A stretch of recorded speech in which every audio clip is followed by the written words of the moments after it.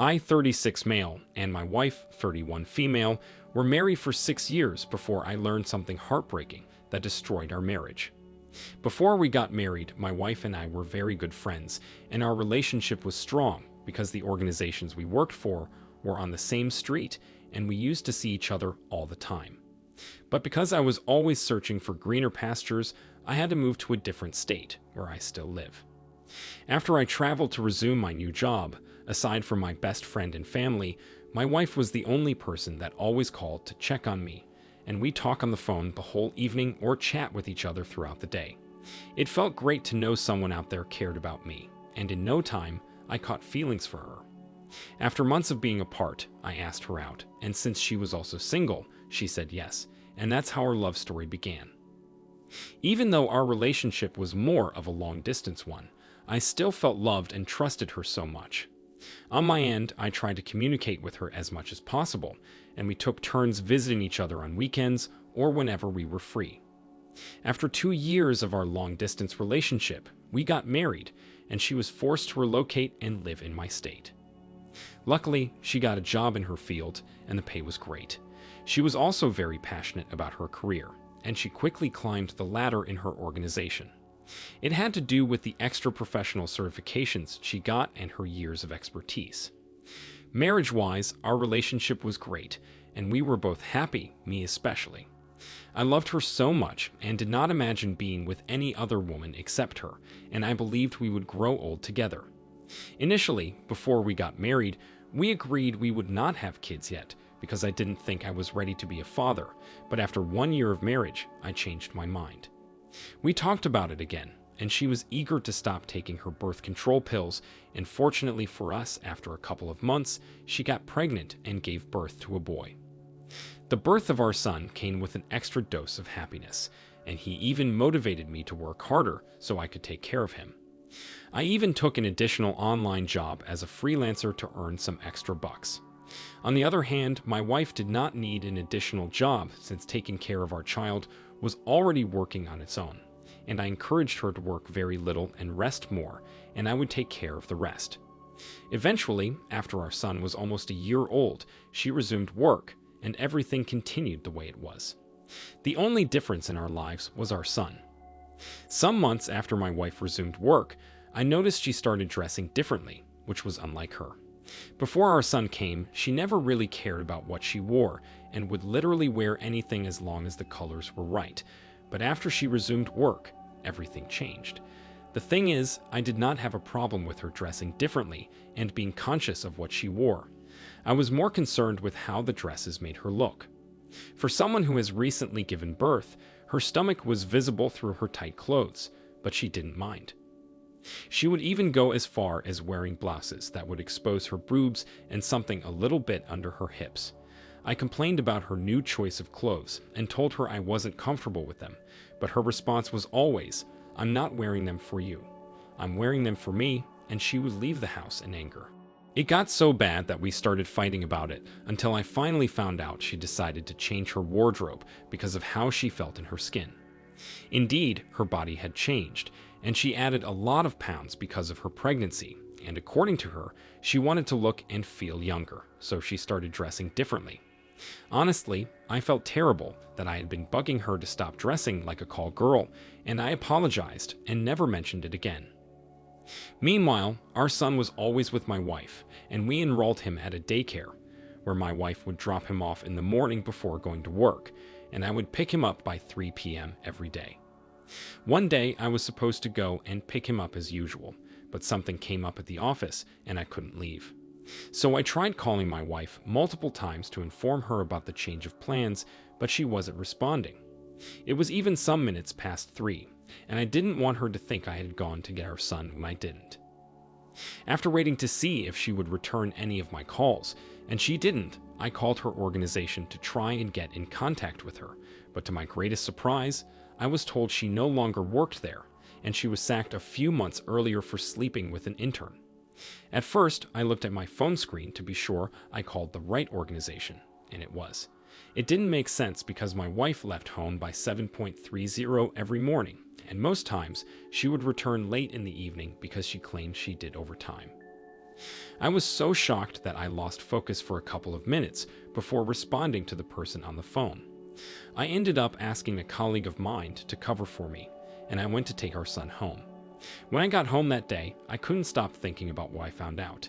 To even show how good she was at pretending, she would come home and still pretend to work on her laptop so I wouldn't suspect anything. So, eventually, she returned home that evening and talked about her day at work and all the things that happened. There were all lies, and I kept my cool, played along, and pretended like I didn't know she had been fooling me. That same day, before I returned home, I stopped by a store and grabbed one of those maid trackers because I was curious to know where she went every morning and returned late in the evening. The following morning, when I put our son in the backseat of her car, I secretly placed the tracker and kissed her goodbye. Immediately, she left the house. I started tracking her. As expected, she stopped first at our son's daycare, and from there, she went somewhere else, definitely not her workplace. She stayed there for several hours, went out, and returned to the same house. I tracked her for a whole week, and it was the same pattern until I decided to pay her a surprise visit one day. That day, she left the house as usual and even informed me she would be returning late because there was an important project her teen was working on. I called in sick at work already because I knew I would be showing up to her lover's house. Meanwhile, I had stopped by the house before to know the exact apartment she was going to, and I knew what her lover looked like. He was younger and opened the door to welcome her whenever she went there. When I arrived, I knocked on the door, pretending to be a pizza delivery guy.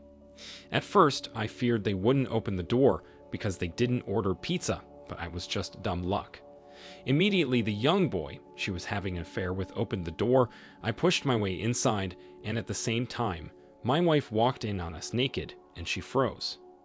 I was already prepared, so I was doing a Facebook Live video, and I recorded myself from the moment I left my car until I entered her lover's house. When she realized I was recording her, she tried to cover her face and run back inside, but she slipped and fell, resulting from her coming out of the bathroom. I know it is cruel, but I used the opportunity to record her well and say everything I wanted. It would be an understatement if I said I was only heartbroken. She literally destroyed everything we shared, planned, and even our son's life. That day, she didn't bother coming home because I warned her not to. I packed her things on our front porch, but she only came to take them a week later. As for revenge, I tagged most of her family members and friends on the live video I made, and she was so embarrassed. The comments were crazy too, and I'm sure she read all of them. Funny enough, she never tried to beg me or explain. She knew it was over between us, which was very smart of her. She was smart enough not to bring her infidelity into our house, or else she and her lover would probably be limping for life. Anyways, we divorced, and with the help of a good lawyer, I won custody of our son. She left town when she could no longer bear the embarrassment from our townspeople, neighbors, friends, church members, and others who recognized her from the viral live video. Right now, I am the only parents our son has and looks up to, and I'm confident he's my son because I did a paternity test. As for love, I will be taking a very long break for now, and I'd rather focus all my energy on raising my boy properly and giving him a good life. OP, your wife lied to you. She wasn't wearing all those exposing clothes for herself. She was wearing them for her lover. I'm sorry this happened to you, and from your story, it is obvious you are a good man and husband, but she was too short-sighted to see that and appreciate you. I'm glad you ended things with her, and she's out of your life for good. Please take care of yourself and your son. Meanwhile, that was a smart move in taking that paternity test. I wish more men with cheating spouses would do the same thing. Thank you for sharing your story with us, and I wish you the best going forward. Now, let's move on to the next story of the day. Here is my story. Andrea and I met at a mutual friend's wedding. We were paired to do the groomsmen and the bridesmaid couple dance and exchanged contact after that. As time passed, we became close friends, followed each other on social media, commented on each other's pictures, and started hanging out from there. About 4 months after we met, I asked her to be my girlfriend, and shortly after that, she moved in with me. I know you will all be mad that I asked Andrea to move in with me after 6 weeks of dating, but I did that because I was madly in love with her and wanted to wake up next to her every morning. She was a nice person and great company, at least for the time we were still together, and I enjoyed being around her. She was intelligent and funny, and I loved her sense of humor the most. I worked as a real estate consultant while she worked remotely. She was a web developer, and most of her jobs were done from home, except when she wanted a location change. We dated for 2 years, and at one time, I thought we would break up. Although this isn't the main part of what happened between us, it all adds up. During the first year of our relationship, there was a time she suddenly started acting cold toward me, and we no longer bonded like we used to.